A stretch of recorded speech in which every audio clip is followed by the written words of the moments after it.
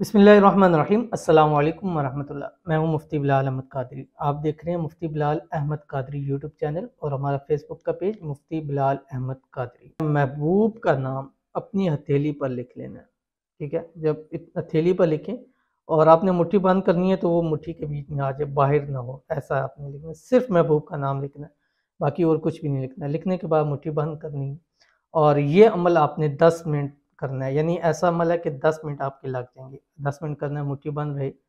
और जब अमल पूरा हो जाए आपने अपनी मुट्ठी को खोलना है, दम कर देना है।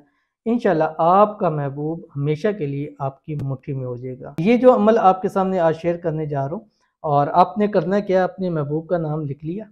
लिखने के बाद आपने अपनी मुट्ठी को बंद कर लिया।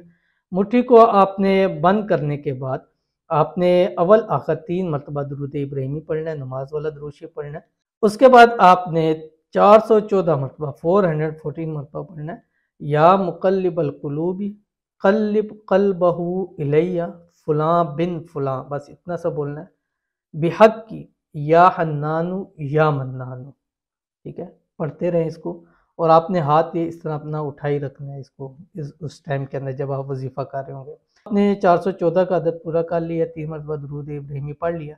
पढ़ने के बाद हाथ खोलना है, ऐसे फूंक मार देनी है। 3 दिन, 7 दिन, 11 दिन रात सोते वक्त या असर की नमाज के बाद कर लें। इंशाअल्लाह अज़ीज़ मुट्ठी में वो आपकी हमेशा के लिए आ जाएगा।